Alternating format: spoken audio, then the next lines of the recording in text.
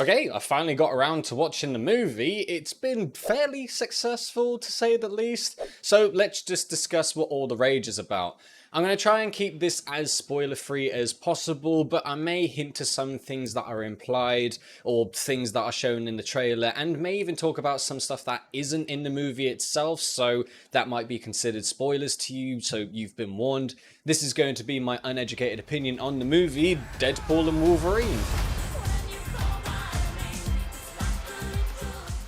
Now, straight up, the opening to this is just incredible. I genuinely do love it. It's classic Deadpool, and the credits are done in a very disrespectfully funny way. The song choices they use fit perfectly and carries on with the great openings that we have with the previous ones, like the car crash in the first movie and the satirically artistry-ness of the second one. However, a slight teeny tiny nitpick that I have, from what I remember, they don't do the usual taking the piss out of everyone involved in the credits. They just have their names show up, and it's not the deeper fourth wall breaking jokes like the first two. I do wonder if that was a line Deadpool was not allowed to cross, since we cannot categorically take the piss out of our Lord and Savior Mickey Mouse and Kevin Feige himself, like when they mentioned the usage of cocaine is completely off limits.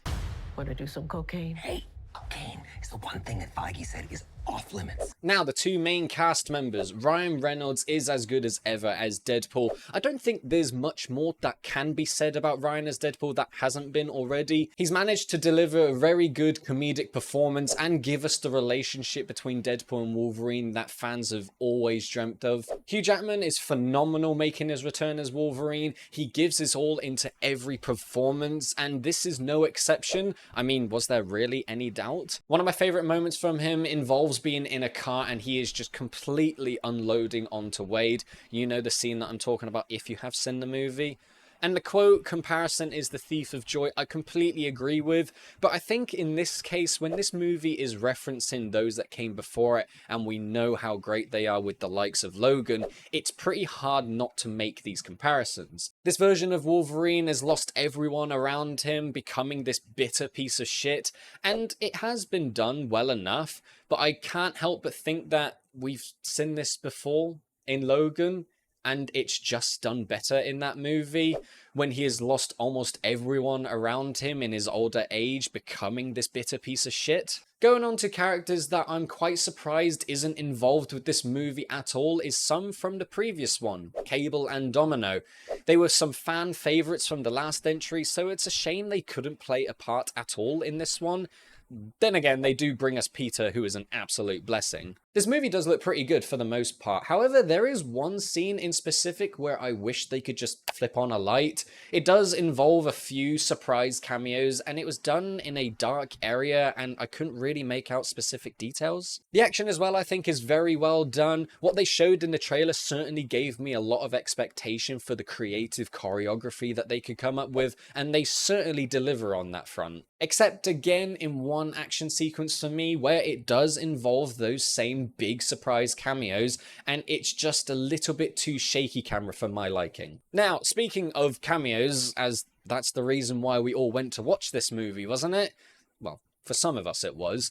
I would be lying if I said I didn't enjoy those big reveals happen with its many, many nods, and it actually got me thinking, how the ever-living fuck did you manage to pull these off? But looking back, I do wonder how much of the movie is relying on the audience's enjoyment just coming from them doing the DiCaprio pointing meme, because there's a lot of that in this. It got me thinking, would it still have that big impact if you were someone who viewed this movie without the knowledge of the previous ones or the things that they are referencing? My girlfriend certainly didn't know a lot of them, but she still enjoyed this movie a lot, so I actually passed that off to you. Did these reveals also have that impact narratively, even if you didn't know of them previously? I think that's a really interesting conversation to have. One of my other favourite moments does actually involve a pretty significant cameo. That specific actor comes into the movie to play a part in the first act and is also involved with the post-credit scenes, which is just so great. It's not a post-credit scene that has consequences for the wider universe.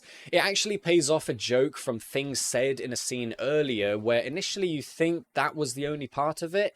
It's a bit like Hot Fuzz, where you have a great big bushy beard or crusty juggle as mentioned, and then later on it's brought back around again. It's so refreshing to see this actor in this type of role because they have not had that many opportunities to do so if you have watched their previous movies, and we know they are very decent when it comes to versatility. This is just a prediction, so I could be proven completely wrong, but I'm not sure if, for me, this movie could be as good on repeat viewings, just purely because we now know these characters and actors are now involved, so it'll just be me watching this going like, oh yeah, that's pretty cool that he's involved in this.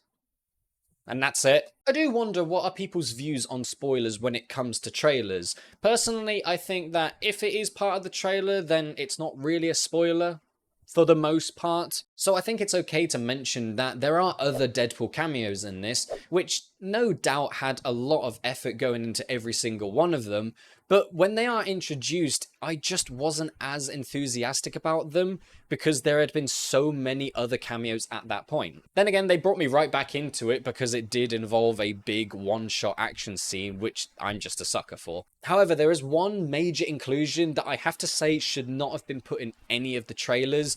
I'm actually so sick of Marvel revealing huge spoilers in their final trailers, so if you have not seen this movie at all, I am not going to spoil that for you. But when they're eventually revealed, it is pretty exciting, and then they don't really do a lot after that, other than the one speech that they have that is in that specific trailer. I find it really frustrating because if you were to reveal them before the movie is even released, you'd expect them to have a much larger role to play than what we get in the movie. They make a big joke about the whole multiverse saga becoming very tiresome, whilst also being a movie about the multiverse.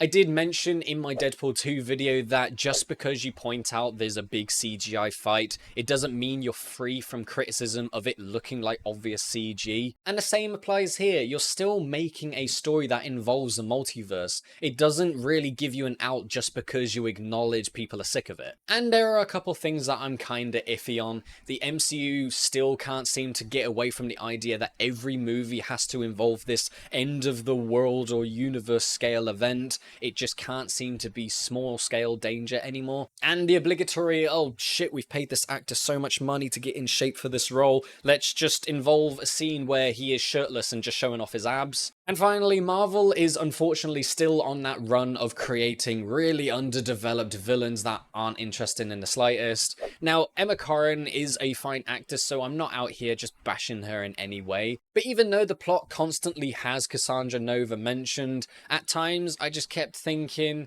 oh yeah, they're just gonna have to eventually go back and try and beat the big bad. It just wasn't that interesting to me at all. But overall, I do think that this is a fun, entertaining movie with a few things that are a bit lacking and other things that we have just seen done better in other movies. And if all the cameos and references was enough for some people, then that's absolutely fine. And well, it certainly does seem like it has been enough for people since the budget of this movie was $200 million. And at the time of recording this, the box office worldwide currently sits at $824.1 million. That is a huge amount and a big success, and hopefully that entices Marvel to do more R-rated movies in the future. Here's hoping Blade is still going to be good when that eventually turns up in 20 years time. And like with every other opinion video I've done, let's look at the trailer to see if it's any good.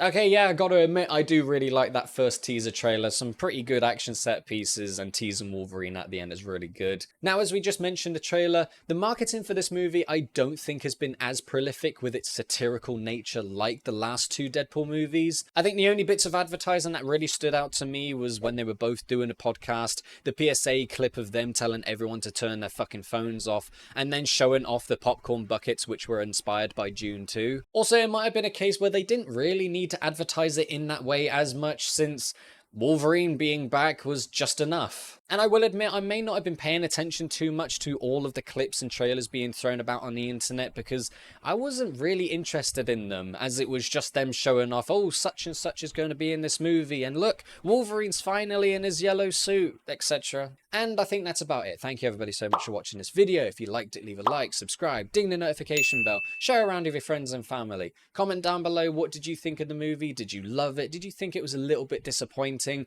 Also give me constructive feedback of what I could do better for next time. And if you want to see more of me, I am over on twitch.tv/Rizikins. There I'm currently playing through Dark Souls 3. I also play games with my girlfriend Jem and my good friend Sir Razzie, where we're playing through Baldur's Gate 3 and losing our minds slowly but surely on chain together. Hope to see you there. Thank you everybody so much for watching again, and take care.